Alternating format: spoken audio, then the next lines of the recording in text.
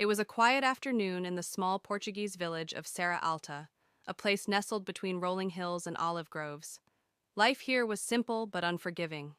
The drought had stretched on for months, leaving the fields cracked and barren. Families struggled to make ends meet, and children played barefoot on dusty streets, their laughter masking empty stomachs. But everything changed when a black SUV rolled into the village square. João, an 11-year-old boy with a mop of curly hair, was the first to notice.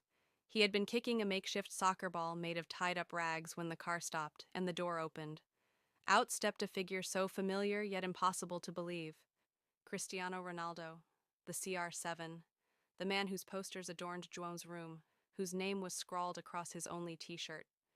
João froze, mouth agape, the rag ball rolling to a stop at Ronaldo's feet. Ronaldo bent down, picked it up, and smiled. "Mind if I join?" he asked, his voice warm and approachable. The square erupted into chaos. Children screamed, parents ran to their windows, and the village elder, Dona Teresa, clutched her chest as if she might faint. Ronaldo, however, seemed unfazed by the attention. He crouched to João's level and said, "Show me your best move." João's face lit up. He demonstrated a clumsy but enthusiastic attempt at a step over. Ronaldo laughed, clapped, and said, "Not bad, kid. Not bad at all." It wasn't just a random visit. News had reached Ronaldo through an old friend from Madeira, a social worker named Clara, about Serra Alta's dire conditions.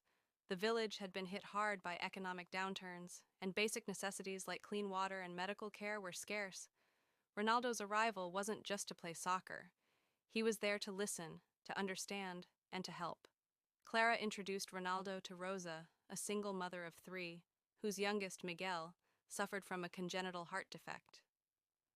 Rosa's eyes welled up as she explained her struggle to afford Miguel's medication.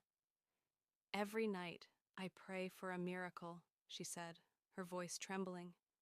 Ronaldo placed a hand on her shoulder and promised, "You won't have to pray alone anymore." Miguel, shy but curious, tugged at Ronaldo's sleeve. "Are you really the Ronaldo?" he asked. Ronaldo chuckled and lifted Miguel onto his shoulders. "What do you think?" he asked, spinning him around as Miguel giggled uncontrollably. Word spread quickly, and soon the entire village gathered in the square. Ronaldo listened intently as people shared their stories. An elderly man spoke of how the village's well had dried up, forcing families to walk miles for water. A young girl described how she dreamed of becoming a doctor, but had no school supplies. Moved by their resilience, Ronaldo made a decision. Standing on a makeshift stage, he addressed the crowd. "You've all shown incredible strength in the face of hardship. Now, it's my turn to give back." True to his word, Ronaldo didn't just write a check and leave. He partnered with Clara to ensure the aid would be sustainable. Within weeks, a new well was dug, providing clean water for the entire village. A shipment of school supplies arrived, along with sports equipment for the children. For Miguel, Ronaldo went a step further. He arranged for the boy to receive life-saving surgery at one of Portugal's top hospitals, covering all expenses. When Miguel returned home healthy, the village threw a celebration, with Ronaldo as the guest of honor. The day of the celebration was filled with joy and gratitude.